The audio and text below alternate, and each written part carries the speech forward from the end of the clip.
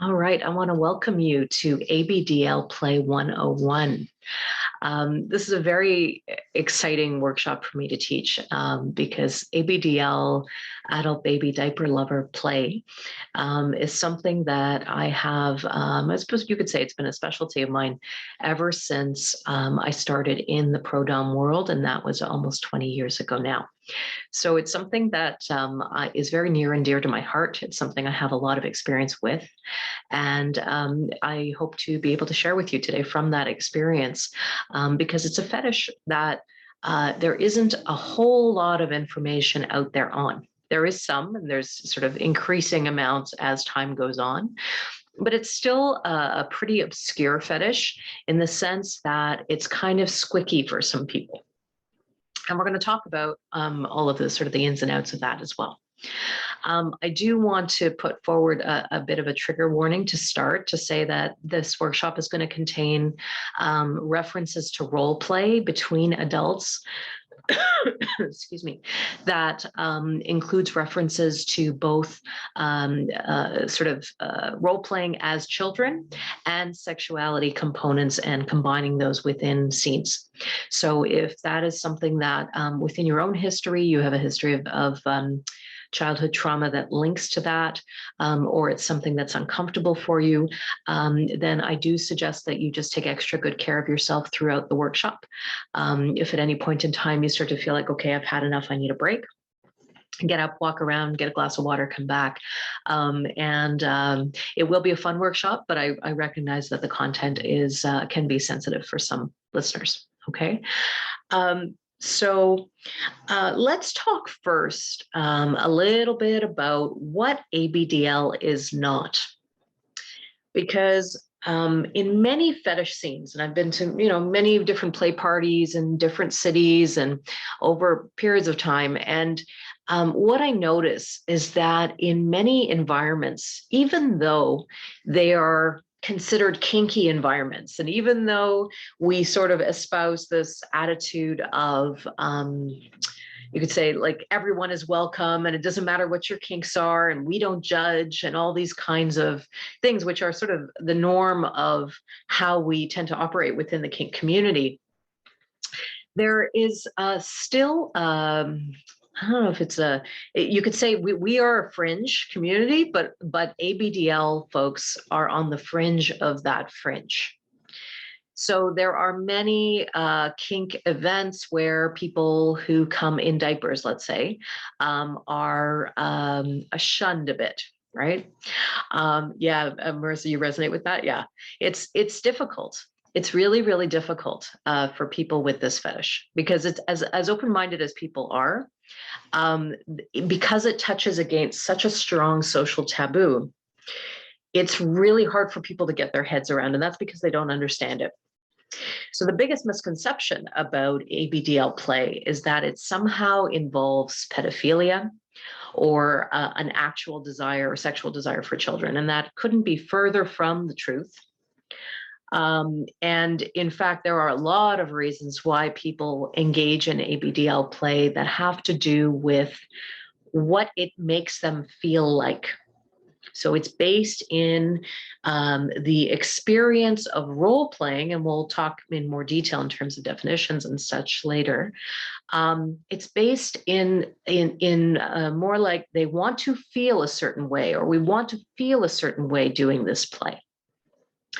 And we're trying to conjure that back. And this is the most potent way, you could say, of reaching that place. So, but people who sort of haven't spent a whole lot of time thinking about it will usually react to the taboo and the linkage of those two subjects, and they will put a judgment on it. So, it sounds like at least one of you has experienced that before. Like I could tell you, I had a client quite a long time ago who, very successful person, had a great job, had a great car, had all these things, and, lovely person. And because of his interest in ABDL play, had a really hard time finding a life partner. or finding somebody to be in a relationship with, because this was so central to his desires, and had a hard time finding people who resonated with that. So it's tough. I know it's tough, and so whether you're here as sort of the little side of the slash, or the caregiver side of the slash, or you're just exploring, it can be a challenge for sure. So if we look at ABDL, you could say that ABDL is a subset of a larger umbrella fetish that you sometimes hear referred to as age play. And age play is any kind of role play between consensual adults, and usually it's you could say it's kinky role play or erotic role play, or not always erotic role play. Yeah, so we're going to straddle both of those sides of the equation. That in which one person role plays an older person, and one person role plays a younger person. So to be clear, this does not involve anybody under the age of 18. It involves adults, one of whom is role playing younger, and one of whom is role playing older. And as I keep referencing, it may or may not include a sexual component. So not everybody does age play for an erotic gratification purpose. Some people do. And so we'll seek to sort of understand that as we go. Now, typically, age players will categorize themselves into one of three general categories. Like there's no hard and fast rule for where these age categories start and end, but this is where, based on my own experience, I would put the brackets. So people who are interested in role playing as someone who is, say, between the ages of 0 and 6. So role playing as an infant, role playing as a very small child, tend to refer to themselves as littles in the kink community, littles. People who like role playing somewhere between the ages of 7 and 12 generally call themselves middles.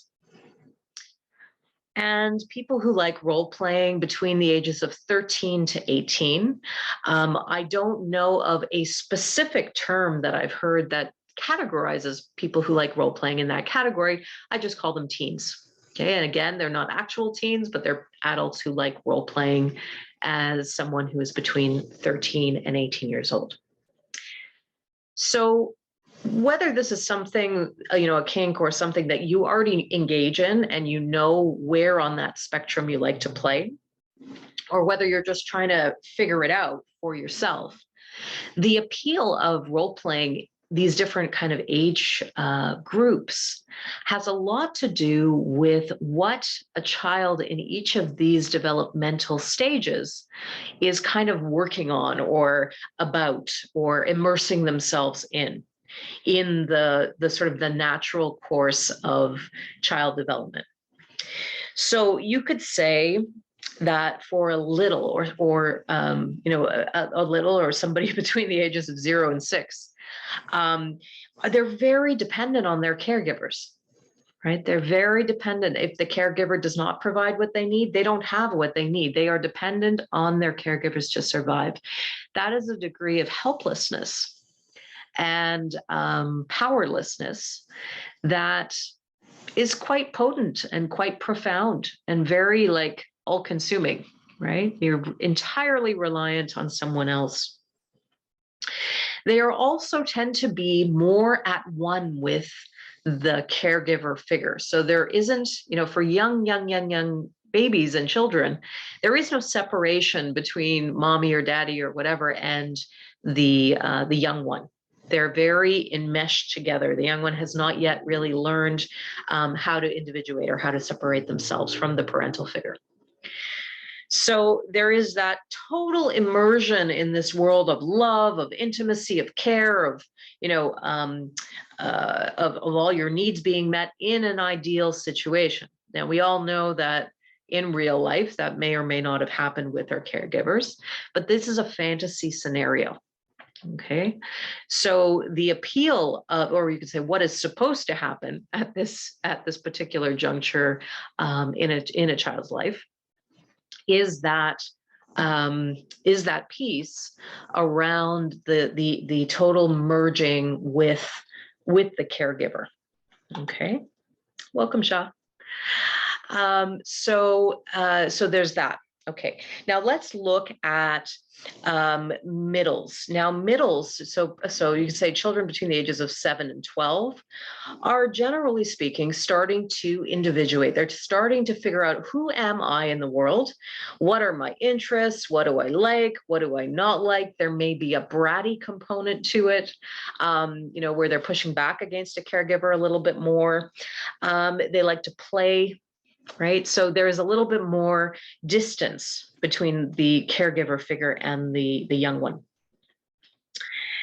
And then teens, you could say, if you think back to your own teenage years, what were most of us doing in our teens? We were figuring out our bodies, right? We were figuring out, how do our bodies work? What is this thing called sex? What is desire, and why do I feel turned on, and how does this work? And is this embarrassing? Oh my goodness, what's going on? And it was like our bodies were hijacked going through puberty.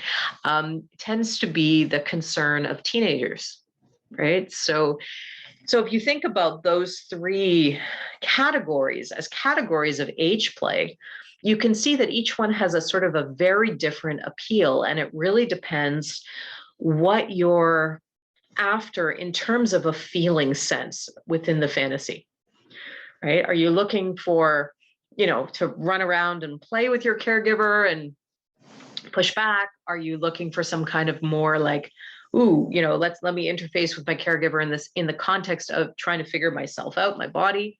Am I looking to interface with a caregiver in the sense of being completely dependent on them for my needs? And each one of those is a very different flavor of scene. Yeah. So now, that being said, so that all of that is what happens when you're age playing, you could say, healthy childhood development, right? And the way it's supposed to go, at least theoretically. But because this is play between adults, and because it is imagination play, you are literally only limited by your imagination in terms of what you can incorporate into a scene like this. So there could be, in that role play between adults, a sexual component between the person role playing as a little and the person role playing as a caregiver. Because it's an adult fantasy context. So if both people have consensually agreed to explore this in this way, it is entirely on the table. And so the desire, again, comes from the all of us have a fantasy theme. Let me just digress for a moment. All of us have a theme within our fantasies that kind of links up all the different desires we have. So for some people, it's you want to feel nurtured. For some people, it's you want to feel taken or forced. For some people, you want to feel deeply desired, right? And there's that is like kind of like an underlying motivation that underlies and many different fantasies. So if you want an interesting kind of exercise for later, you can think about the kinds of things that turn you on and go, what is the commonality between these things? Right. So, when we're talking about what I refer to as taboo age play, or what some people refer to as dark age play, there could sometimes be an age play component along with a sexuality component. Okay. All right. So before we get into ABDL specifically, I'm wondering if anybody has any questions about anything that I shared so far. And if so, just pop your questions in the chat. Questions, comments, does that make sense for you? Does it resonate? Just give you an opportunity to type if you want to.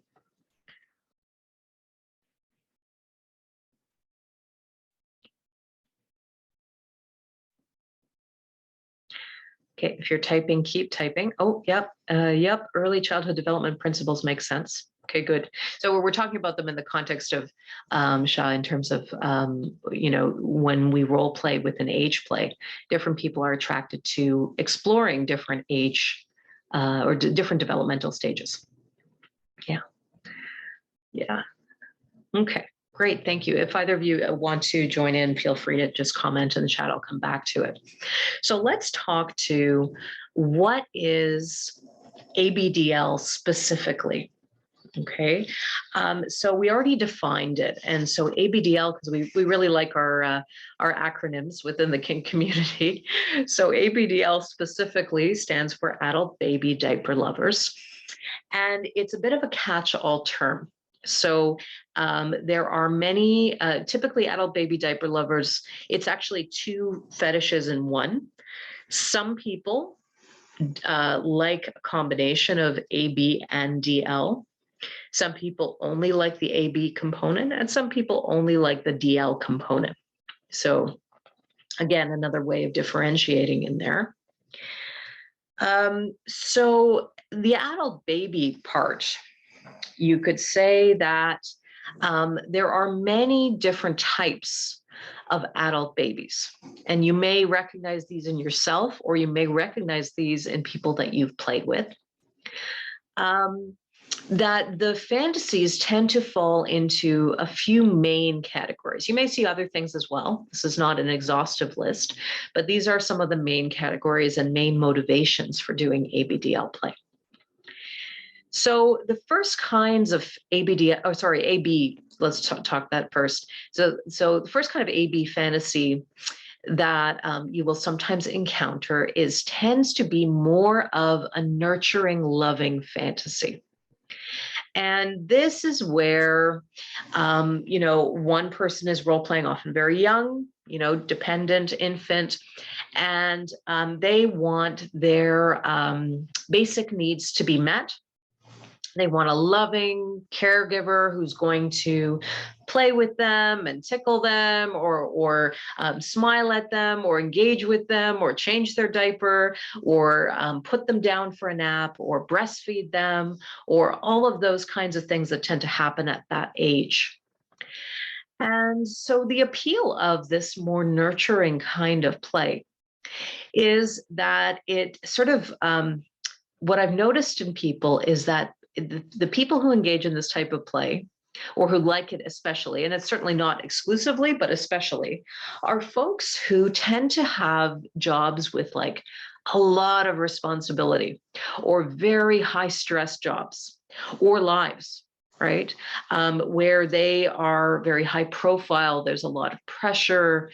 Those kinds of folks tend to gravitate towards this kind of fantasy, interestingly enough. And what it relates to is a desire to want to go back to a time in their life when they didn't have to make any decisions, and when everything that they could possibly want or need was provided for them, again, in fantasy, not always in the reality. So the appeal is like you get to just be in a world where most of us are focused on doing. Okay, so one can understand, when you say ABDL to people sometimes, and they have that kind of response where they draw back and they go, I don't understand this. I find that when you describe it to people in that way, where you say, you know what, I'm sure, anybody can relate, especially in this day and age, to wanting to go back to a time when life was simple, right? When you didn't have to make tons of decisions, you didn't have to do adult things, you didn't have to go to work and have people be dependent on the decisions you make, or have to, wonder about what direction to take your life, or any one of a number of different things that we do as adults. Right? Most people can resonate with that.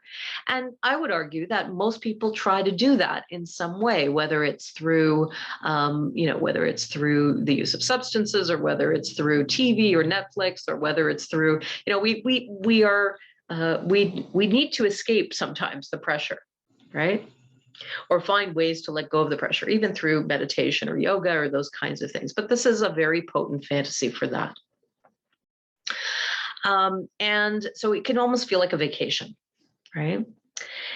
It can also sometimes be, for some people, a desire to redo their childhood in the way that they wanted it to be, right? So there certainly is no direct correlation between childhood trauma and an interest in age play as an adult, as a kink.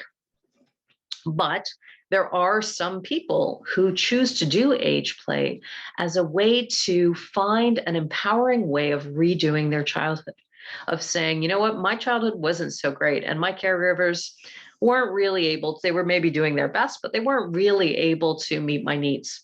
Or maybe they just didn't meet my needs, and worst case scenario. And so in exploring these kind of fantasies, they're like, okay, well, maybe I could rehab these experiences with somebody who is consenting and wants to dive in with me, and I can kind of rewrite that script or rewrite that story. And so it's it's a beautiful and very therapeutic, I think, thing to do. Yeah. Another reason why people like the more nurturing aspect of this type of fantasy, the nurturing ABDL or AB fantasy, is that it can also really connect somebody with their ability to play. There's some kind of something that happens, somewhere along the way of a teenagehood into adulthood, where we are told that playing is something that only children should do. Right. So as adults, we are told, be more serious, treat this, take your life seriously, be an adult, and all of these things. And what that does is it disconnects us from our humor. It disconnects us from our sense of play. It disconnects us from our innocence, and so on. And so we tend to live up in our heads. I don't know if any of you can resonate with this. We live up in our heads a lot. It's really hard to come back into the moment. And when you think about young kids playing, I mean, kids can play all day. And, if you think about like kindergarten or preschool or those kinds of things, kids will go from one activity to the other. First, they're at the sandbox, then they're making up some kind of imagination game, then they're playing tag, then they're just in the moment, right? And they're enjoying. So this can be a way to reconnect to that ability or to develop that ability if it's something that you've really kind of disconnected from over the years. Now, another angle on adult baby play is kind of a little bit what I was starting to talk about earlier, which is what I was calling a dark or taboo adult baby play. So dark or taboo adult baby play, to put it more plainly, are incest fantasies. Okay. And to have these fantasies does not mean that you actually have a desire for any kind of incestuous contact with any of your family in real life. Yeah.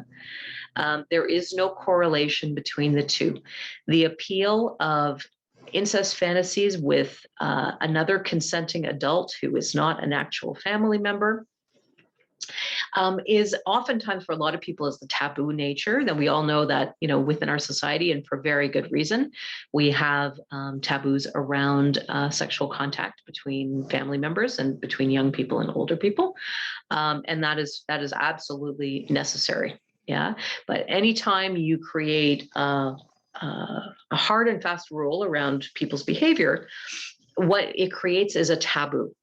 So we see this also in situations where, like, teachers and students, or doctors and patients, or therapists and clients, where there is a very tight professional boundary, and that professional boundary should not get crossed because of the power dynamic and because of the exploitative nature of a sexual relationship in those contexts. But what ends up happening is that people fantasize about those kinds of scenarios all the time, right? Even if they would never, ever, ever, ever consider doing that in person, just because it kind of becomes more hot the more somebody tells you don't do something, right? So with the sort of the dark or the taboo age play or AB fantasies, there can sometimes be nurturing components. So it's not all sexual necessarily. You're still role playing a caregiving figure or parental figure and a young person. right? So there can still be a guidance component or a nurturing component or a play component. But often in this kind of fantasy, that line gets crossed where in real life that line should never ever be crossed. In the fantasy between adults, the line can get crossed. And so what would be considered socially unacceptable behavior then kind of becomes the main theme within the fantasies. Okay, and they can look like lots of different things depending on who you are and what your imagination comes up with. But that's the gist of that kind of category. So it's often the taboo. And then sometimes, again, there's no correlation between childhood trauma and this kind of play, but sometimes some people who have experienced childhood trauma revisit this kind of a fantasy scenario in order to have an experience that they had as a child, but on their own terms. So again, as a way to rewrite the story, or as a way to take their power back, or as a way to choose it as an adult, not because they wanted it ever, or because it was their fault or anything like that, but because, sometimes our psyche doesn't know what to do with those kinds of experiences. And so sometimes revisiting it in a safe, empowering way with somebody that we trust can help us to kind of integrate and process our difficult and challenging life experiences. Yeah. To that end, I will also say here that if you do have a trauma history and you're looking to explore this kind of play and you never have before, you want to enter into it with care. Yeah. Have some safe words, have some conversations about triggers, things that might trigger you in the scene, have some safety plan if you start to have flashbacks or those kinds of things, because you're delving into some really potentially challenging territory. And so you want to have a lot of care and patience with yourself, that it may not necessarily run as a super sexy, fun scene. You may bring up a lot of things. You may feel a whole bunch of different feelings that you may not have anticipated. Okay, so just have care if that is the case. Another category of AB play that you sometimes see is a form, you could say it's another parenting style, and that is that of the strict disciplinarian. So some people's, you could say that the nurturing style is to have a caregiver in this fantasy who's like, on the floor playing with the kid and reading to them, or finger painting, or those kinds of things. Whereas with the strict disciplinarian type of parent, the parenting is more it's more strict, it's more harsh. Yeah. So here, this is more the parent who, yes, nurtured and cared for their kid, changed their diaper, got them dressed, brushed their hair, fed them, snacks or bottles or those kinds of things. But if the child misbehaved, there were consequences, right? So here there were spankings, or there were paddlings, or there was over the knee, or there was corner time, or there was getting your mouth soaped, or there was, having to, having to stay in bed when you want to play, or any one of those types of punishments can come into play. So for people who like that kind of a scenario, some of them are just looking for that kind of structure that style of parenting offers. So for some people, they're looking for structure. They want to know the boundaries of their existence within that scene. Yeah, they want to know, okay, they want somebody to care for them enough, because typically, traditionally, discipline that was administered by a parent or by a teacher, by a governess or so on, was always done because it was thought that kind of punishment was in the best interest of the child. It was done now, not always, but theoretically, this was done from a place of love. It was done because this was going to help shape the child into a fine, upstanding person. Now, we know now that is not a way to rear children. But this didn't stop it from happening for a large part of the last century. Okay. So the fantasy is like, yes, it's a parental figure. They might be nurturing, but they're also strict and stern, and they tell you where your limits need to be. And if you cross those limits, there are consequences. So you find out you find out where how far which is sort of like your margin of error on either side of the path is the parent says, oh, no, you're going a little too far in that direction. Okay. Oh, you're going a little too far in this direction. I don't want you to be so noisy, or you need to have a nap right now. You can't be jumping up and down on your bed, and those kinds of things. And they kind of rein them in a little bit more. This kind of a dynamic also appeals to people who share a kink across impact play and age play. So there are some people who just really enjoy impact play and who really enjoy age play. So the combination of the two is just very well suited, because you often would have a discipline aspect within child rearing. All right, so to come to the question in the comments, mirroring aspects of the conventional DS dynamic, ABS sub, for lack of a better term, yes. Yeah, so when you think about that is the correlation. Although I'll give you some exceptions to that, but generally speaking, in a childhood or in a sort of a family context, the parents have the power and the kids follow the parents, right? At least it was that way at one time. Now, one could argue about helicopter parenting and, ways in which parents are sort of at the whim of their children, and perhaps things have shifted in terms of, public perceptions of how parenting should be. Well, they definitely have shifted. Yes, but in terms of an authoritarian parenting style, that is 100% the dynamic. So, the kids are learning, the kids are young, they need guidance, they need somebody to lead them in the right direction. And it is the parent that does that in the same way that that a dom might guide a sub. Mm-hmm.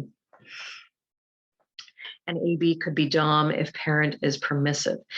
Yes, so I've seen people do age play scenes where you have like perhaps not so much with an infant, but more like a middle, somebody role playing like a 7 to 12-year-old who's like like a bratty kid, and they like role playing as they what they want it now, and daddy, you're gonna get that for me right now. Yeah, the demanding kind of flavor, right? Bratty. And the parent is sort of capitulating to the kid. So I have seen that kind of a dynamic both in sort of lifestyle kink relation, like daddy dom, little girl types of situations. Within the kink lifestyle, I have seen that work really well. And also just within sort of one-off scenes where somebody role played a younger person who was in control of the parental figure. So that can happen too.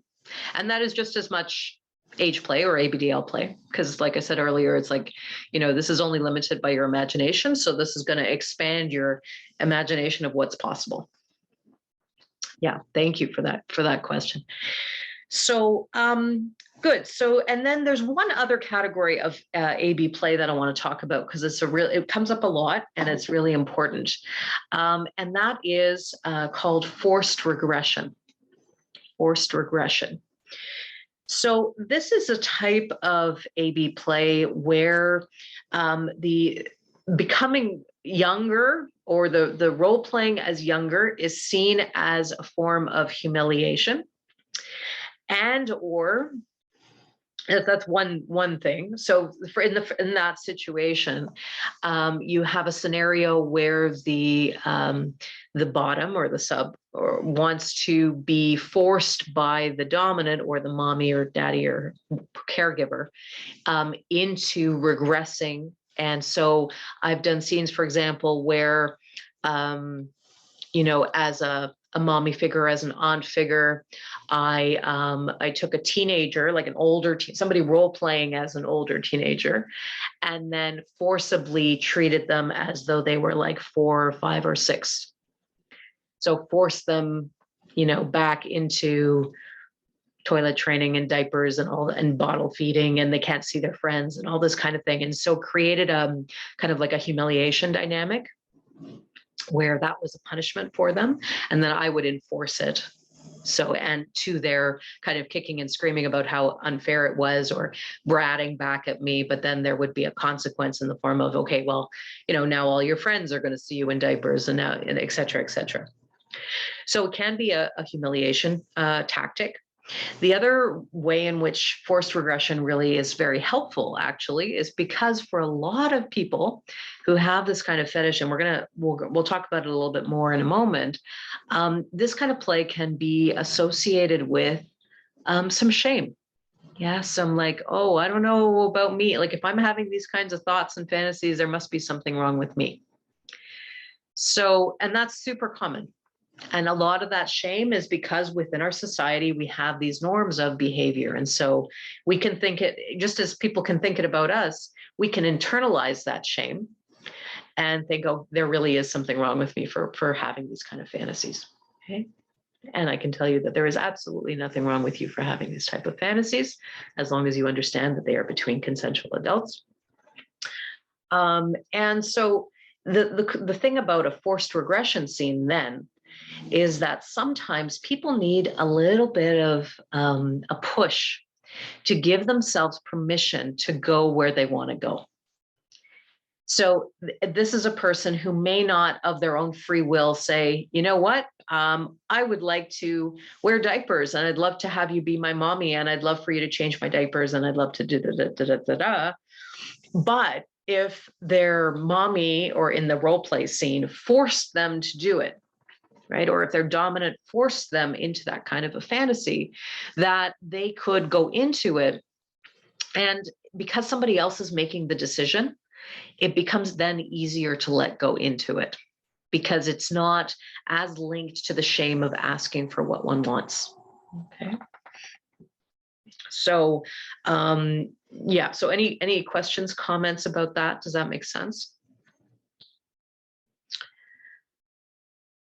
Yeah. Okay, cool. So forced types of age play scenes can definitely be helpful in that regard. And if you find yourself struggling with a little bit of shame around it, you might explore some of that as a way to overcome it. Okay. Now let's talk about the DL part of the ABDL. So DL stands for diaper lovers. And so this can also look a number of different ways. The first category of diaper lovers are the people who just have a fetish for diapers. They just like diapers. They like the way they feel. They like the way they crinkle. They like how soft they are. They might like how they feel when they're dry. They might like how they feel when they're wet. They might like the heaviness of them. They might like having to wait in them to be changed. They might like the smell of them. There's so many different things that when I talk to diaper fetishists that they really love about diapers. Okay. So, it could even be the ritual of diaper changing that they have eroticized and that turns them on because there is a lot of contact with the genital area and the thighs and so on. And so there's a lot of nerve endings in that area. So for whatever reason, they have eroticized it and as an adult continue to enjoy it. Or it could be for some people actually also the paraphernalia of diaper changes. So it could be like the diaper cream or the baby powder or the smell of it, and the feeling of being fresh and clean and those kinds of things that can be very appealing and erotic in and of themselves.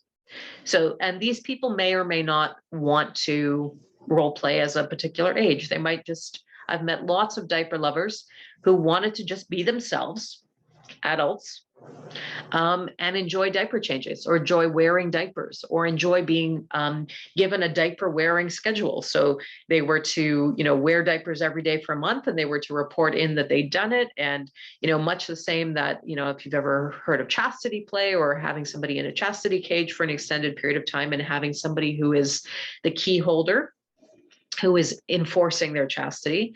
We would do sort of a similar plan where they'd have tasks that they had to perform every day. They had to prove to me that they were wearing diapers all day. And it was more like it was like a training protocol, but then they got to be in those diapers all the time. Okay.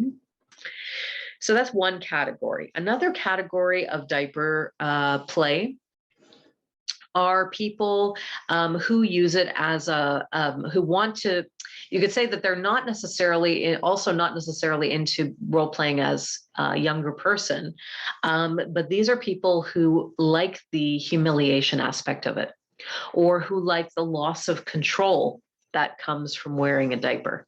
So these are people who want diapers incorporated more into their DS dynamics, into their dominance and submission dynamics, where it might be a sub who consents to having their dom put them in diapers as a way to remove their control over a very basic human function, right? So they feel more submissive. They feel more out of control. Or the humiliation aspect of it, where it's like, okay, well, you're not allowed to use the toilet anymore, and you're going to use diapers, and you're going to wet the diapers, and you're going to do it in front of me, and et cetera, right? So it could look like that. And then finally, you could have a diaper lover who is also an AB, who's also a, yes, or punishment. Yes, exactly.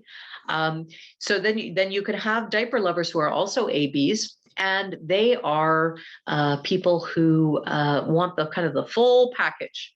So they love the diaper aspect, they love the nurturing, caring parental aspect, they like the naps, they like the, the pacifier, the bottle feedings, and all the things, and paraphernalia that come along with that. Okay. So those, I would say, are the main kind of like places where one could delve into with an ABDL play. You will find others, but those are the main ones. So if you're sort of coming to this as a new person and you're saying, okay, well, where do I fit into this spectrum? Whether you are caregiver identified or bottom identified, you might consider, like, which of these scenarios are you intrigued by? Which of these scenarios do you not feel particularly interested in? Because you can be into a component of ABDL without being into other components of ABDL. Just because you're into one part doesn't mean you have to be into the whole thing. So see which, if I gave you like lots of different doors into this kind of play, see which one you want to go through, or which ones you want to go through, or experiment with a few of them and then go, okay, well, which ones were the most satisfying or fulfilling on whatever level, right? Okay. So let's talk for a minute about age regression again. Okay, because age regression is what happens when a person spends quite a bit of time role playing. So I'm not talking about age regression in terms of like a psychological condition. I'm talking about it in the context of kink. And so when a person does a role play in which they are role playing as someone younger for an extended period of time, and they really let go into that headspace, there can be a component of really feeling like they're that age. Yeah. And really engaging from that place.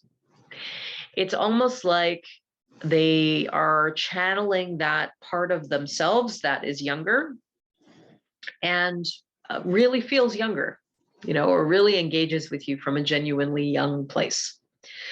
It doesn't mean that they're not in control of their actions. It doesn't mean that they're not aware of what's going on. It just means that they're very connected in that moment to that young part of them. Okay.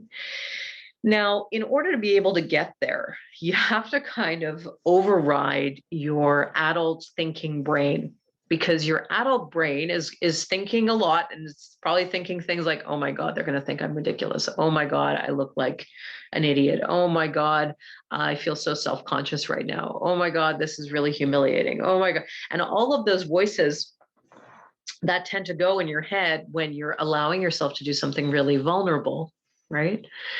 So I'm going to give you some things that will help you to get over some of the, or let's just say to make it easier to regress, to make it easier to really let go into that little space, because that's where the value of these scenes are.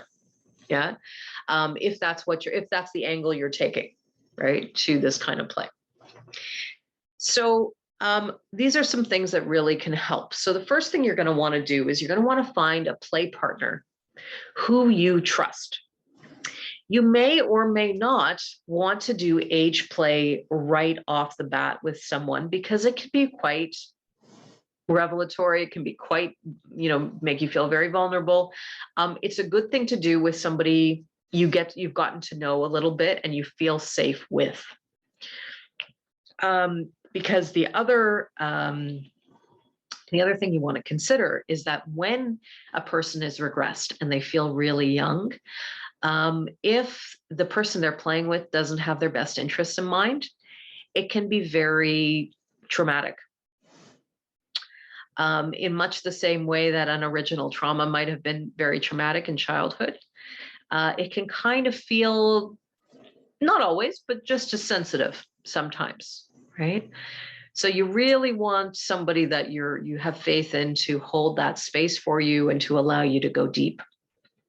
Now, if you're not sure where to find someone like that, I mean, my recommendation, because of the stigmas that we talked about in the beginning within the kink community itself, I always recommend to ABDL folks to go to events that are for age players, or go to events that are for ABDL fetishists, because you are more likely to find a welcoming audience there. It's not to say that you won't find them in the general kink scene or at general BDSM events. You may.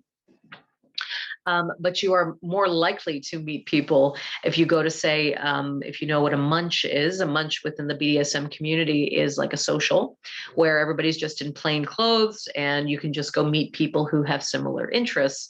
And hopefully now, we'll see what happens with COVID and those kinds of things. But if we get back to doing events, I know certainly within Toronto, there were some age play and or ABDL focused socials that were happening. So my hope is that they start happening again, and that would be a good place to start.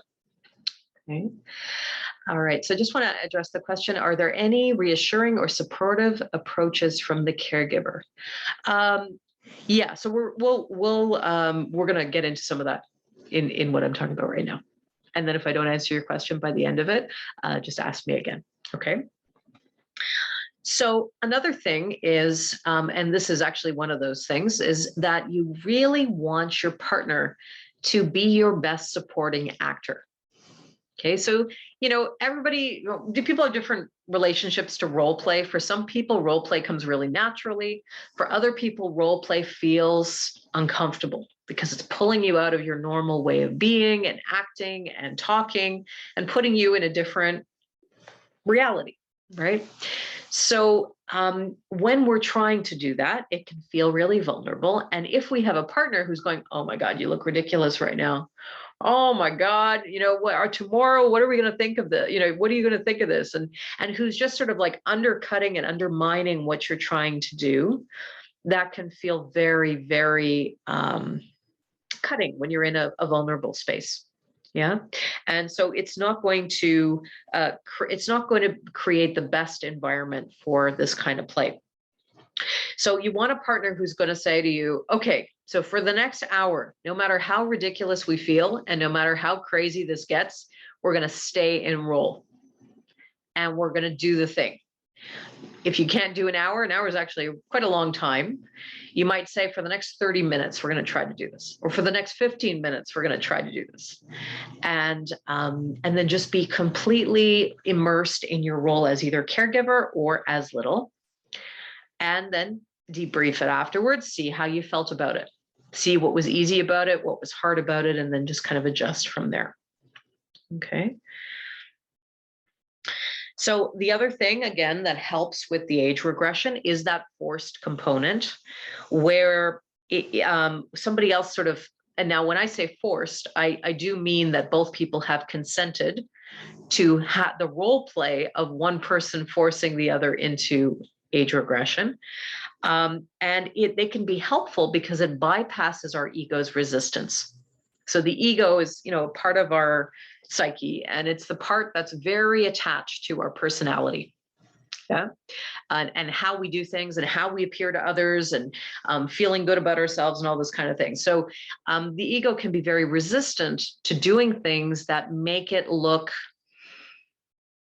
different, or exposed, or vulnerable, or weak, or any of those kinds of things, particularly if we've received messaging that those kinds of things as an adult are not okay to experience, right? So the force component there is really a technique to kind of give yourself permission to let go and really kind of expand into that space, and can really help.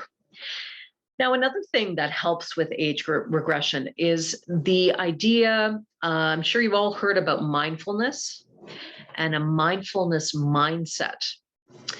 And if you think about young children, if you think about babies, let's say, their world is entirely sensory. They are grabbing things, they are putting things in their mouths, they are smelling things, they're putting things up to their face, they're listening to what's around them. Their engagement with their world is through their feelings and their senses, right? And those are all happening on a body level. That's not happening in their head. They don't yet have the cognition to be able to put, to think a thought, or a coherent thought about any one of the things that they're taking in. But they experience the smell of something, the taste of something, the color of something, the way something feels, right? And so if you can bring yourself, and when we talk about mindfulness, mindfulness is the practice of coming into the here and now through training yourself to focus on what are you sensing with all 5 of your senses in this moment. So you could say effectively that actually mindfulness training is a way of putting us back into the awareness that we had when we were young.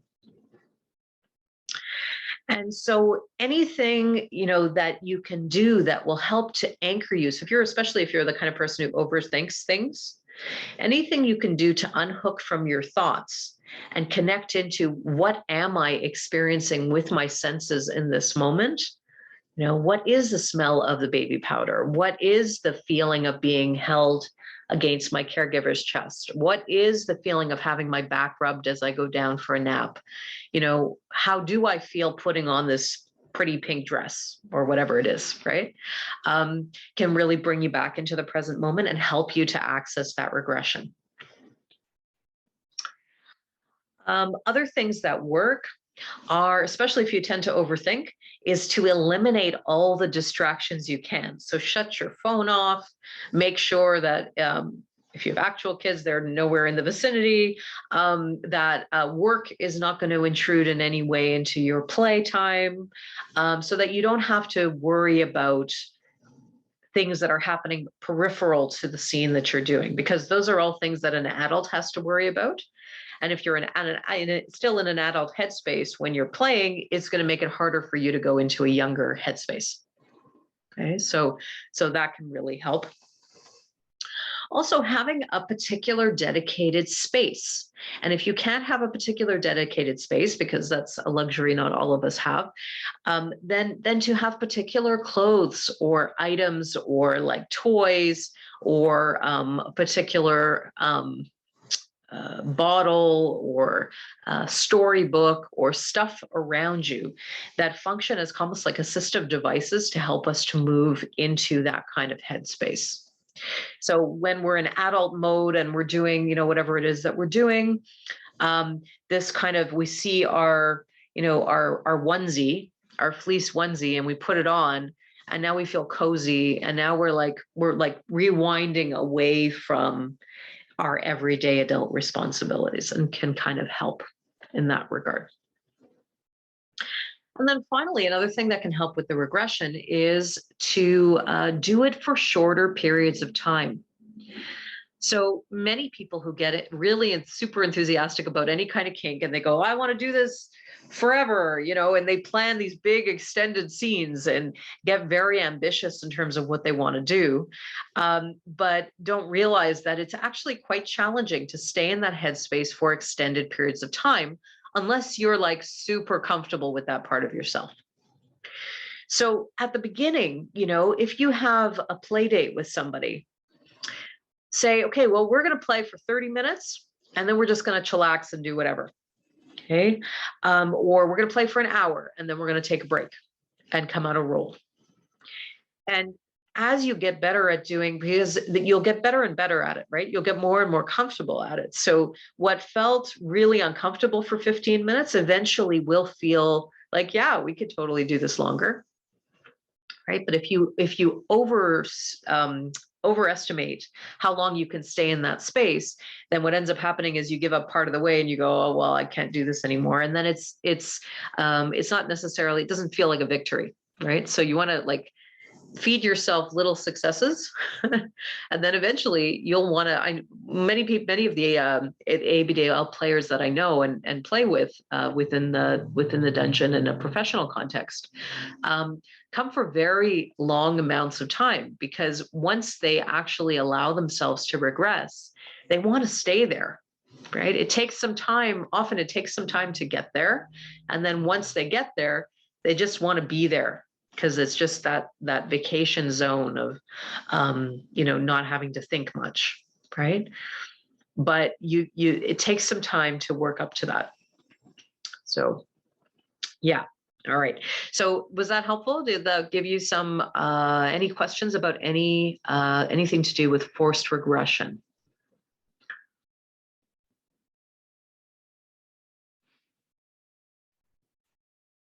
Okay. Good stuff. Okay, cool. Okay. If anybody has any other comments, throw them in the chat. So what we're going to do now is it's almost 8 o'clock. So we're going to take a little 10-minute break. So if you would come back at 10 after 8, so go pee, get some water, get a snack, whatever you need to do, get up and stretch. And then we are going to continue on. There's a lot more after we come back. So we're going to delve into, we're going to continue on after we get back. Okay. So I will be back in 10 minutes.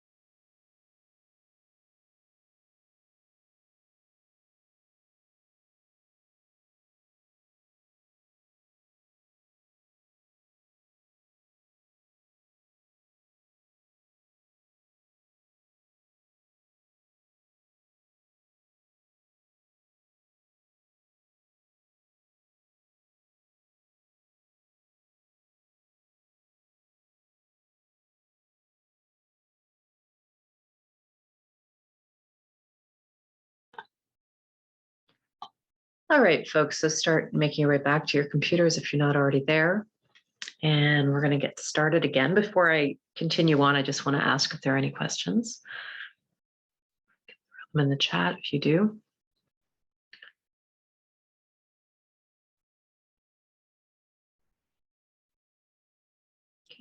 Okay. Keep typing if you're still typing. In the meantime, what I want to talk about next is gender. So now we all sort of know that within the society that we live in, now perhaps less so in the last decade, but certainly before that, quite strongly, the way that young children are raised has a very gendered quality to it. So from day, from the first day you appear on the planet, there are gendered ways in which caregivers are interacting with the children, if they are a boy or if they are a girl. Now, we've sort of moved in the last decade to more of or less of a focus on a binary gendered system. But that being said, for some people, within the age play fantasy, the nature of the fantasy is very much dictated by whether they are role playing as sort of in the traditional boy role or in the traditional girl role, and that is regardless of the gender of the person. Okay, so like for example, I play with a lot of cisgendered male submissives who play as sissy baby girls. So, and a lot of it has to do with as a girl baby, they perceive themselves to be getting more care and more gentleness and more stroking and more, and they're not treated as roughly as a boy might. So there are a lot of ways in which the parenting actions sometimes take on a very gendered tone. So if that you want to think about, does that matter to me? Or does that not matter to me? And if it does not matter to you, there does not need to be a gendered aspect to ABDL or any kind of age play, both in terms of the type of parenting style of the caregiver or in the gender of the child or of the adult role playing as a young person. But you do want to give it some thought, because even the different activities that you might incorporate, are they important to you? Do you want to be doing your hair and coloring in a coloring book, and is for you that very much associated with femininity, or do you sort of see every activity as gender neutral and you kind of engage in what you want? Or is it important to you to be traditionally male gendered young person, where you get, you play with trucks and you maybe get treated a little bit less, or you get coddled a little bit less, we'll put it that way. Yeah. So again, I have lots of opinions about gender and et cetera, and they don't necessarily come into this workshop. But just to say, you want to give some thought, right? Because what you do in the scene may have something to do with that. And it can feel really jarring, like if you are playing as a young little, and somebody is treating you or doing things with you that don't really line up with how you see yourself in that context. It can feel a little strange. It can feel like, oh, you know what, this isn't really doing it for me. Yeah, so give it some thought.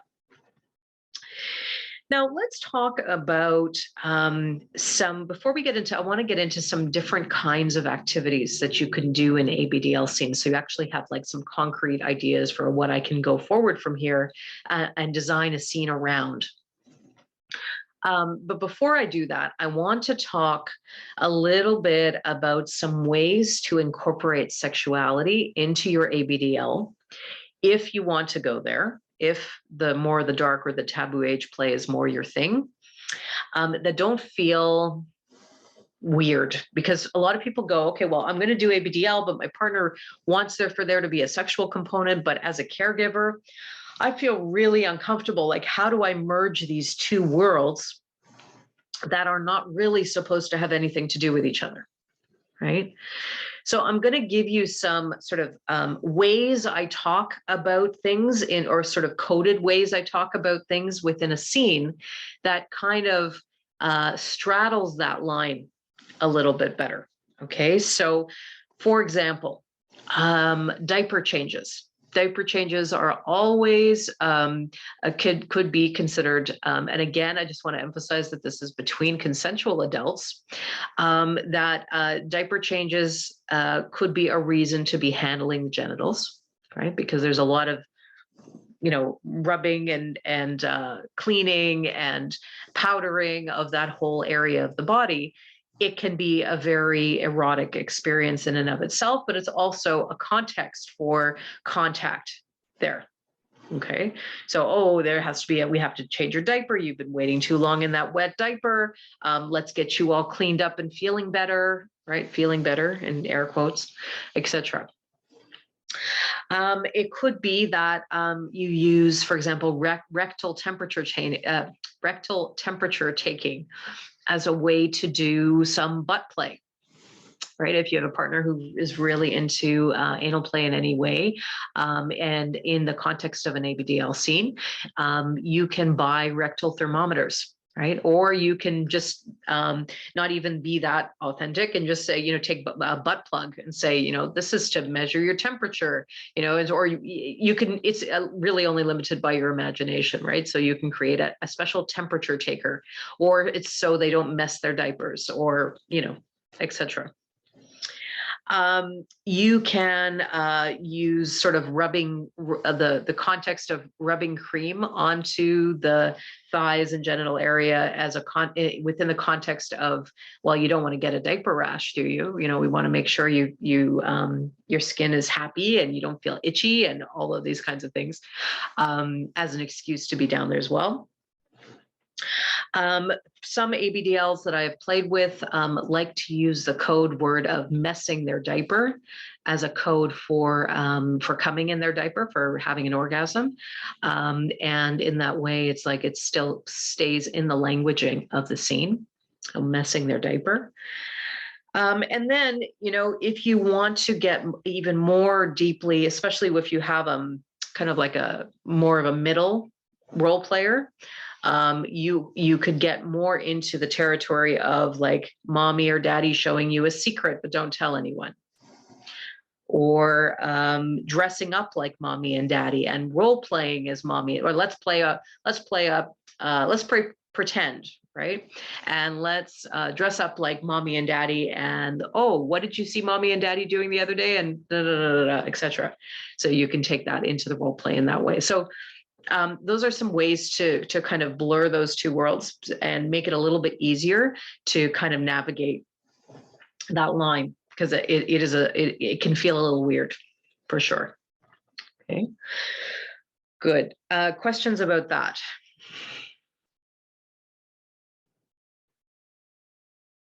Okay. Good. So then let's talk about different kinds of activities that you can do within an ABDL scene. Again, not everything is going to appeal to everybody, but here are like a lot of ideas. So you can also, if you're somebody who plays as a caregiver, you can also take this list to the littles that you play with and say, how much, which of this appeals to you? What of this would you like to incorporate? So it could be personal care activities. Right. So if you think about a little, they still need help. They still need help to get dressed. Right. They still need help for diaper changes. They need help for baths. Right. Baths and bathing can be super fun, especially if you fill the bath with toys and then you start playing, games with the toys in the bathtub. It could be dressing them up in little clothes. So there are companies, and one of them is called Birch Place. It's a website. I'm going to just put it in the chat. Birch Place, and they sell a lot. If you put it into a Google search engine, it should show up. If you put Birch Place ABDL. And they sell a lot of adult baby clothing. So if you want a specific outfit to wear that feels more like puts you in more of a younger headspace, that's a good place to look. The other place that I believe does clothes, and if not clothes, some accessories, is the company that I'm also going to recommend for diapers, for adult fetish diapers, and that is called Rears. And I believe last I checked, it was a bit ago, but last I checked, they also had some outfits on there, some clothing. So you could check them out as well for sort of your ABDL wardrobe. Okay. Um, so dressing up and stuff like that. And then barring that, you can just go to pretty much any store in the mall and find onesies of all sorts, animal onesies or animal print pajamas or cartoon print pajamas or those kinds of things. You can find them in any department store. And that can really, that can be fun. Or you can even you can look in the sort of the adult section for really fun, colorful adult clothing that's your size, that is just like a little bit younger feeling, like polka dots or rainbows or pineapples or those kinds of things. See what puts you most into that headspace. It could be that you do personal care. We talked about it just a few minutes ago in terms of dressing up in mommy's or daddy's clothes with or without a sexual component. Just, I mean, many young people, they liked wearing their parents' hats or high-heeled shoes and just walked around in them, and they were too big for them, but it's okay. Those kinds of things can be fun. And or getting mommy to give you a makeover. So, putting on some makeup and lipstick and blush and those kinds of things, or putting bows in the hair, or that can be fun. It could be hair combing. So it could be hair, in terms of baths, obviously washing the body as well. But it could be combing the hair, blow drying the hair. It can be fun. It could be that you try suppositories. So suppositories are, they're laxatives, right? Well, I mean, there's different kinds, but essentially we're talking about a laxative that for people who like messing their diapers in a different way, this is not everybody's cup of tea. So you want to know within yourself whether that's a hard limit for you or not. Some people really like it. Some people don't. Yeah, so it's entirely up to you, but that can make it a little easier to mess a diaper in that way. It could be the ritual of, in terms of diaper changes, of like, again, the baby powder and the cream and the wet wipes and that kind of thing to get them clean. And then it could be stuff to do with play. So it could be, stories. One of the things I love using are Robert Munsch books. I don't know if you know Robert Munsch is, but a very famous children's author, and his books are super fun to read out loud. So I quite like incorporating those into scenes. Another thing I've done is I've gone to the dollar store and they sell these very big coloring books. So they're like, 3 times the size of a regular coloring book, and big crayons. And because they're so big, they actually, they make an adult who's role playing as a little feel little, because proportionately, they make you feel really little because they're huge. So those are fun. So I do keep those, a bunch of those around with crayons. And then we talked about bath toys, but also puzzles, or dominoes. Dominoes probably for a little bit of an older kid, but Play-Doh is fun, or finger painting with chocolate pudding is fun, those kinds of things. And then you have activities that can more fall into the category of, say, snuggle time, right? So you could do, this could look like caresses, or rubbing their back, or naps, or, putting them in a blanket burrito, putting them in a blanket, rolling them up and playing with them that way. Could look like making a tent and then snuggling in it in onesies. It could look like giving them stuffed animals to cuddle, or pacifiers, or sitting and watching children's movies, or the Disney Channel, Disney Network, whatever that one is. So they're based around things that you might otherwise do with somebody in that age group. Okay.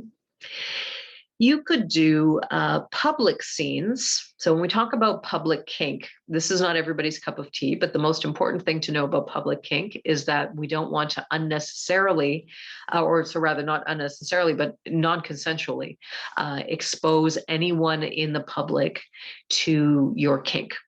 Yeah, because that is not consensual.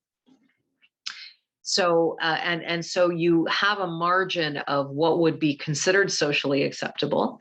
But generally speaking, so what you would not do, for example, is have somebody, an adult wearing a big pink, ballerina diaper and a t-shirt and a pacifier go walking through a shopping mall, right? We would not do that.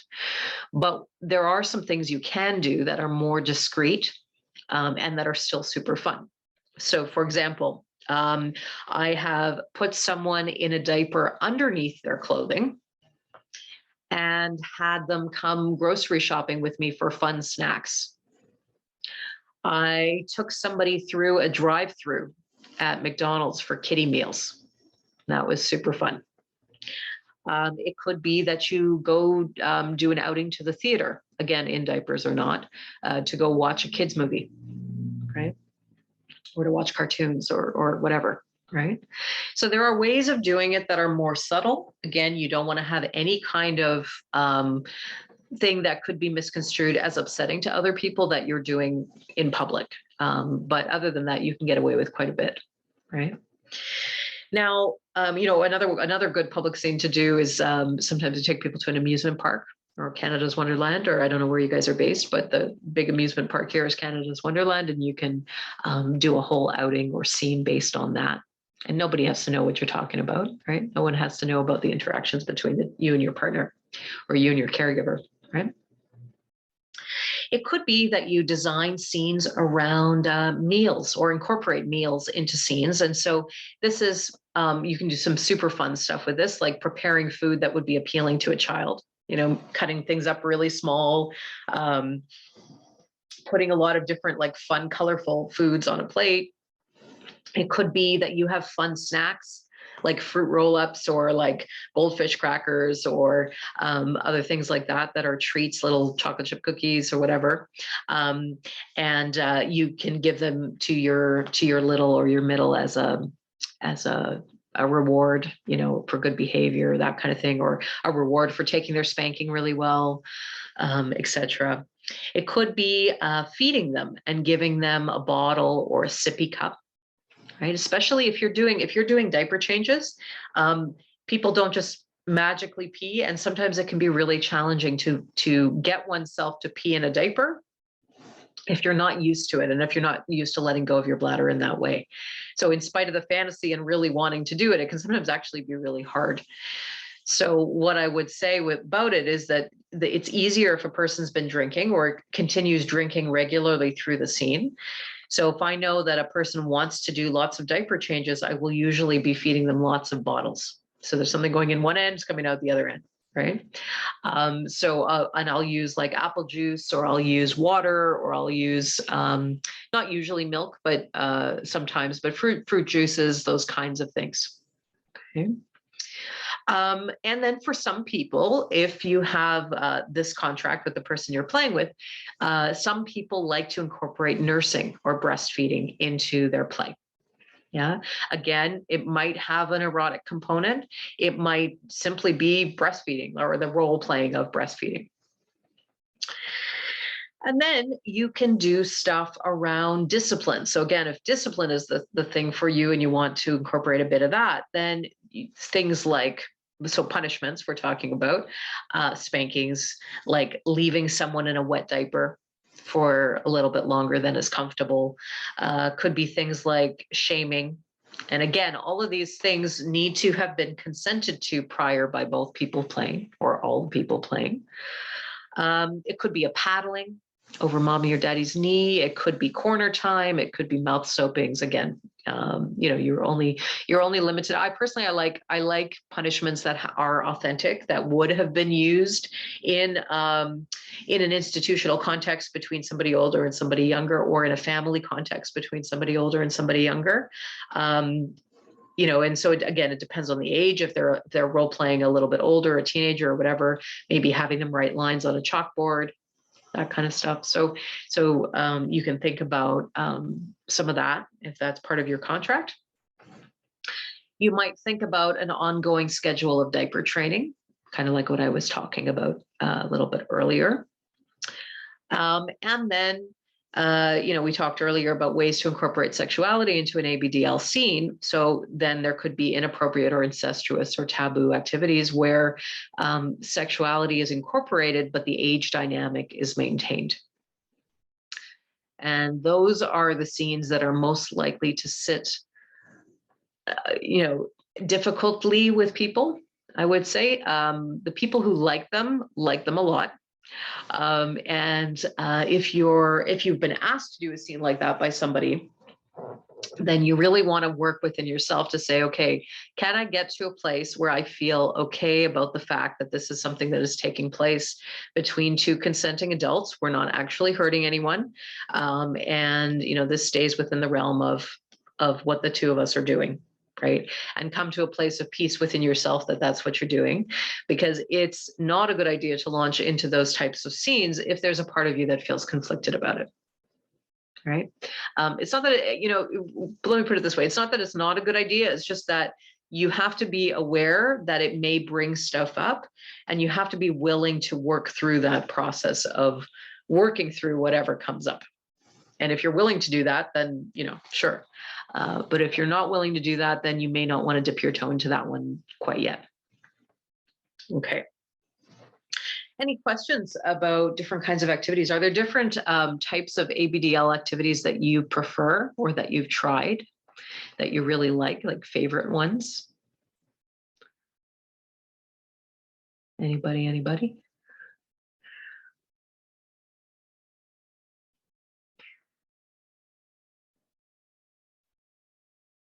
Anybody there? Oh, very new to this. Okay, no problem. That's totally cool. Well, then you're getting lots of ideas tonight, and you're going to go have the adventure of exploring some of them and see which ones appeal to you most. Okay, and then somebody else says, I generally like bringing in the sexuality aspect into it as a daddy. Yeah, a lot of. So what I would say is a lot of people do, and it's quite hot, and it's got an edge to it, and it can be quite fun. You just have to, and nurturing, yes. You just have to get your head around what you're doing, and know that you're not a horrible person for doing it, because as long as you're consenting adults, there's nothing wrong with what you're doing. Okay. Yeah. Cool. All right. So now let's talk a little bit in the time we have left about mommying and daddying. So we've focused a lot of the conversation on the littles, right, and the ones sort of playing the submissive in the encounter, but they can't be who they are without the counterpart, which is the parental figure who's going to be caring for them. So, now for some people, so I've met some ABDL folks who, for whom using like a direct paternal figure, like a mommy or daddy played role, is like a little bit too close for comfort. And so they opt for things, but they really like ABDL. So they opt for things like playing against like a babysitter type role, or an aunt type role, or an uncle type role, or something that is like close enough that it's maybe extended family or a family friend, or their mother's friend or a stepmother or something like that. So it's not such a close role.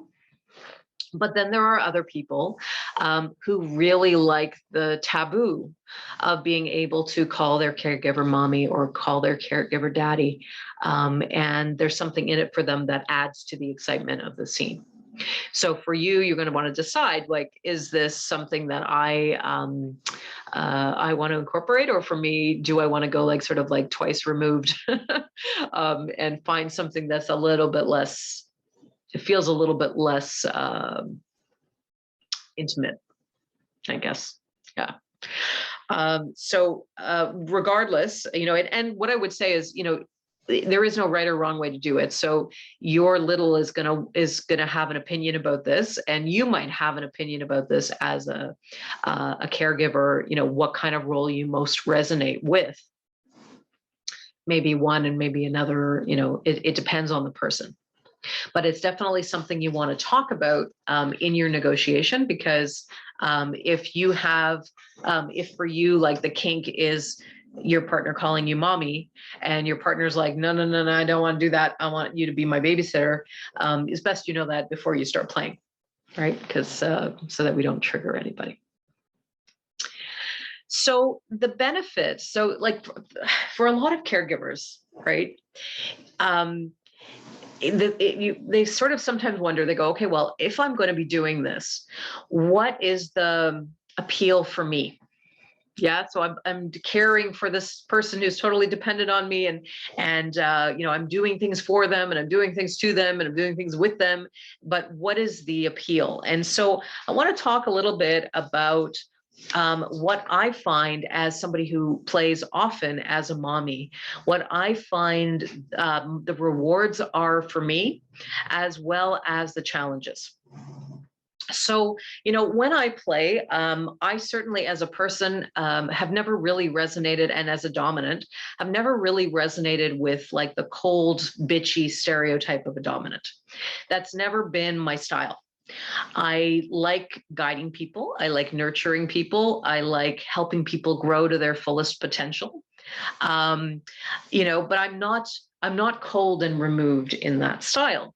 And so for me, what I found within mommying is an outlet actually for my nurturing, and an outlet for my desire to, even though it's role play, and even though it's, you know, consensual, and even though it's like done within a very specific context, it's a way for me to help somebody grow into their fullest potential, right? Or it's a way to help somebody let go into a part of themselves that's really vulnerable.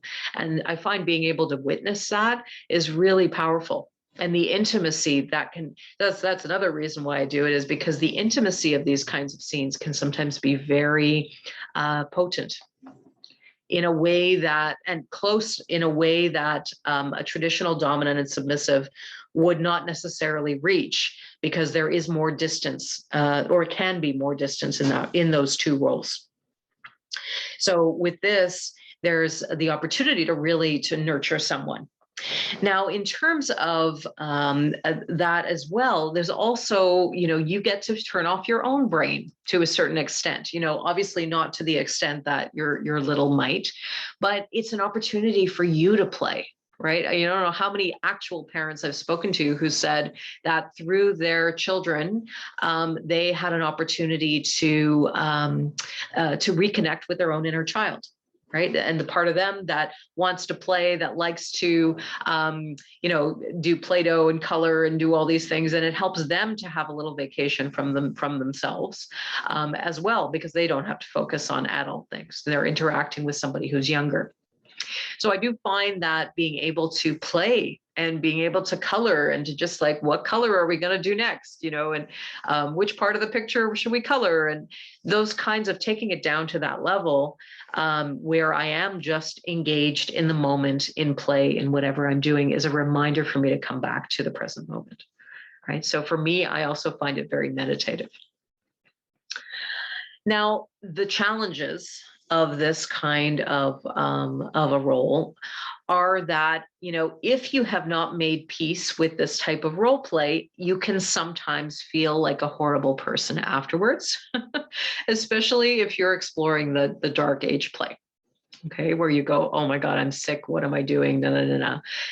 And so what I would say is, if you start to notice yourself going there, it helps to remind yourself that, you know, for you to be sitting here in this classroom anyway, right? I trust that you are the kind of person who wants to learn how to do ABDL in a good, healthy way, right? And that under no circumstances would you ever cross that line in real life with somebody who was a minor. If you know that about yourself, and you know that the person you're playing with is a consenting adult, right? Then, and they've expressed enjoyment of what you're doing, and you enjoy it too, there is nothing to be ashamed of. There's absolutely nothing to be ashamed of. Yes, you're dipping your toe into kind of like the dark side of the shadow of the human psyche, but that's not necessarily a bad thing. Yeah, that's not necessarily, it's an exploration. It's an exploration, not necessarily of the light and fluffy parts of our existence, but the darker parts of our existence, in a way that's safe and in a way that's contained. Um, it is possible that as a caregiver, particularly if this is your primary dynamic in a relationship, right? There's some people really like the caregiver little type of relationship as a relationship dynamic, not just as a scene that you're going to do for 2 hours. Um, unless there is a sexual component, you may find it challenging as a caregiver to get your own sexual needs met. So let's say you're playing with somebody who is primarily a nurturing type of, or desires a nurturing type of caregiver, or even a disciplinarian type of caregiver, right? That's fine within the realm of kink. But then if not everybody does, but if you also have sexual needs, then you want to figure out a way that those are going to get met within the relationship. And how are they going to get met within the relationship? Are you going to do that out of role? Are you going to do that with other people? Are you going to incorporate it into your age play dynamic, right? How are you going to do that? Because it's those kinds of scenes, for people who are really into them, great. If you're a caregiver and you're doing it for someone else, and it's a fun thing to do and it's an intimate activity, but for you it's not necessarily sexual, but you have other sexual desires, then you're going to need an outlet for those, right? So it's not always easy to kind of mesh together. But it can be done. You just need to sit down and kind of come up with a creative solution. All right. So those are some of the things you might notice in terms of being a caregiver, in terms of pros and cons. You may have your own pros and cons for what you like about it and what you don't like about it. And if you have no experience with the role, then you want to try it out first. Spend a bit of time there, right? Go, okay, well, let me try being a mommy in this kind of scene, or let me try being a daddy in this kind of scene. And how does that feel? And just kind of feel it out, and then you'll know a little bit more. It's hard to with kink, people, the way the community is like there's a lot of pressure to say, okay, well, what are you? And to label yourself. And when you go into kink spaces, people might ask you, are you a dom or a sub? Are you a little or a caregiver? Are you what are you? And there's absolutely nothing wrong with saying, you know what, I'm exploring. Actually, thank you very much. Yeah, because until you can read books about it, you can watch films about it, you can talk to people about it, but until you have your own experience, you're not going to know how you actually feel about that thing. I can promise you that. When people come in all the time to the dungeon and they say, oh, I love this and that and the other thing. And I say to them, okay, cool. Have you done this in real time before? Oh, no, I just watch it on the internet all the time. Okay, it's they still at the end of those sessions inevitably will say something along the lines of, I had no idea that the experience would actually be like that. And most of the time it's for the better, right? But sometimes not. Sometimes they're like, you know what? I thought about mummification my whole life, and now doing it, I actually realized I'm claustrophobic. Right. So, the doing it in real time, it tells you very quickly, is this something that's better left in the realm of fantasy, or is this something I do want to do, actually physically do? And it's the same with age play. So if you're somebody who's had age play fantasies or ABDL fantasies, you're gonna find out really quickly through the exploring of it whether this is something that's better left in a sort of fantasy or spank bank material or whatever you want to call it, for yourself, or is this something you want to do in real life? Okay. It's important to consider. All right, finally, I want to talk about some of the equipment or some of the toys. When we talk about BDSM, we're like, okay, well, you need a paddle and you need some rope and you need a blindfold and all these different things. What might you want to have on hand if you were, say, creating your own dedicated nursery? All right, let's say you want to do age play as your main thing. If you're creating a space, what might you want in it? Or if you're just amassing a collection of stuff to use for your scene, what might you want? So, not everybody's going to have room for ABDL equipment. I do know, or used to know, I'm not actually sure whether they're still making furniture.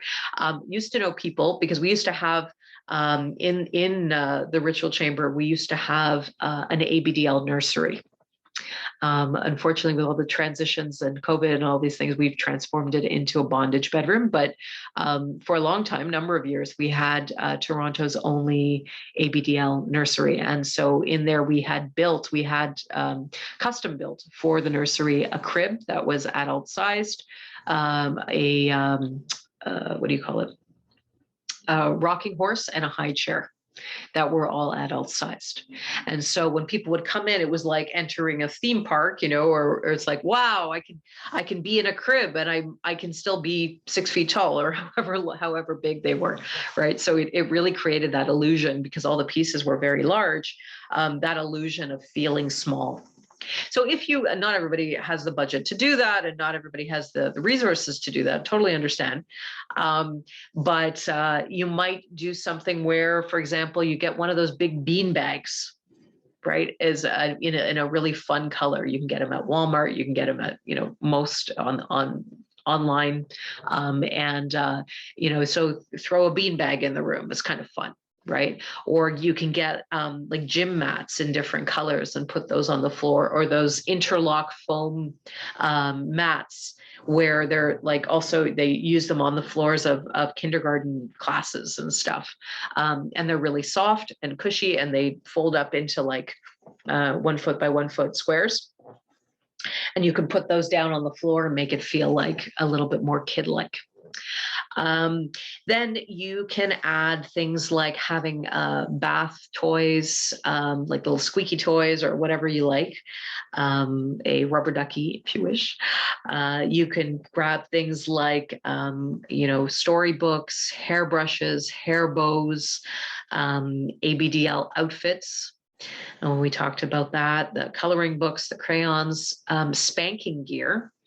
And oh, yeah, no problem. Yes, I will share the recording.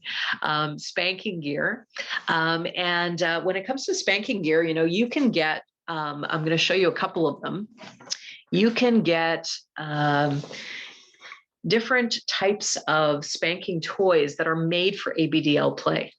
So this was one that is quite popular. I've had this for almost a decade. It's called it's a Spanky Bear on it. And so it's a hard wooden paddle. It's quite an effective implement, I would say, but it's made in theme of ABDL play. Another thing that works really well is to use things that would have traditionally been around the house that a mother might have grabbed to spank their kid. And so things like hairbrushes, like this is I found this in a little vintage store. It's a mahogany hairbrush. It has a good spanking end on it, and it's short, so I can put somebody over my lap and spank them that way. Another thing that works is like, for example, a wooden spoon, or a slipper, or those kinds of things that would have been found around a domestic setting. So it doesn't have to be, but it's nice when they're like something realistic that you might have actually used in that context.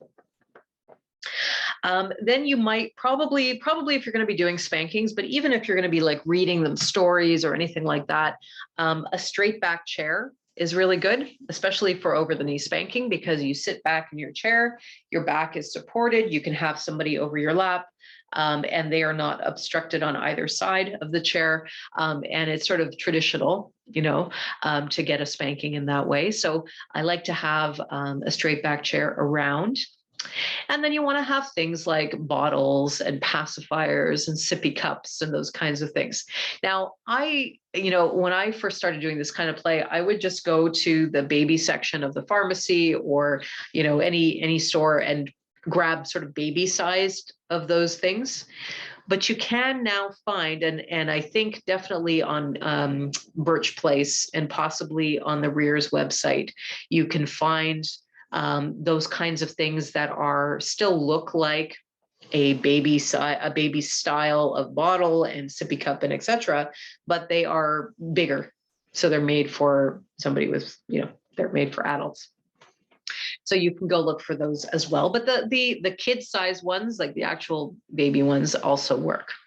And you can get those fairly inexpensively in most pharmacies.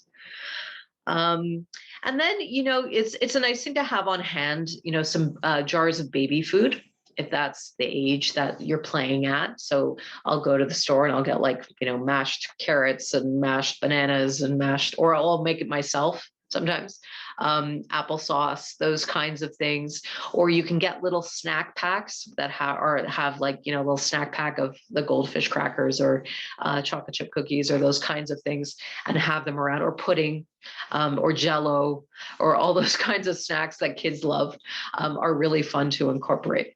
You might cut up fruit really small and those kinds of things. And so it doesn't take much to put some of that stuff together, but having it around when you do an ABDL scene will take it from being kind of meh to being really dynamic and interactive, because there's so many different things you can do. Right?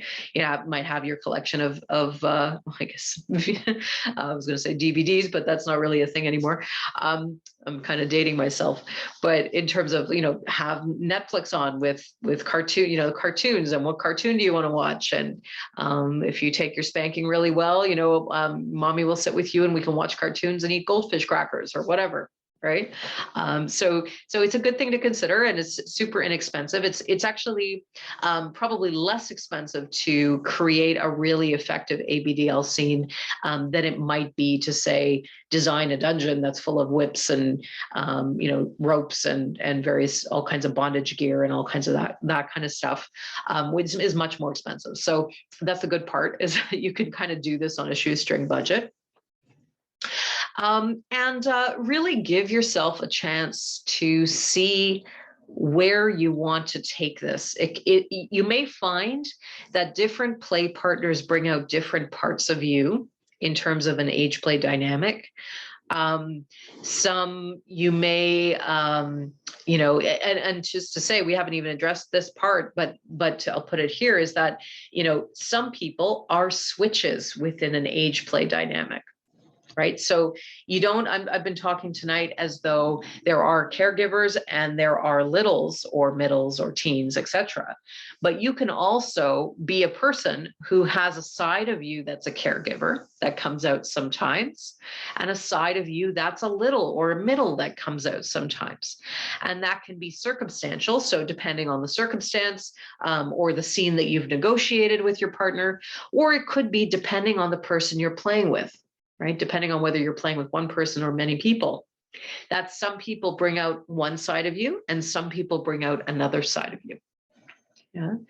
So it is entirely possible. You don't have to marry yourself to one side or the other if you want to experience both. And what I can tell you is that, just like I like to suggest to dominants when I train them, that it's not a bad idea to have a few experiences of submission, so that you get the feeling of it, right? You have the feeling of it in your body and you go, oh, okay, that's what's happening for them. It makes you more empathetic to your submissives. It's not a bad idea as a caregiver role player to have a few experiences of exploring little space or middle space, so that you can get a sense of the flavor of what does that feel like. And then it'll make you an even more effective and empathetic caregiver. Okay. So I wish you the best of luck in your explorations of ABDL. I want to open it up for any final questions that either of you may have in terms of any of the content that we talked about or anything else. And if there are no other questions, if you are typing, then keep typing. If you're not, then I do want to say that if you enjoyed tonight's workshop, we do have many others coming up on the Ritual Chamber schedule. Do let folks know about us. And I hope that we definitely see you again in future. All right. I'm really glad that I gave you some good ideas. That's great. Good. Go have fun with it. It really is a very lovely thing to explore. It'll awaken that innocence inside you, which is we all need a little bit more of, I think, these days. You're very welcome. All right, folks. Well, we're going to sign off for tonight, and hopefully we see you again soon. Take care.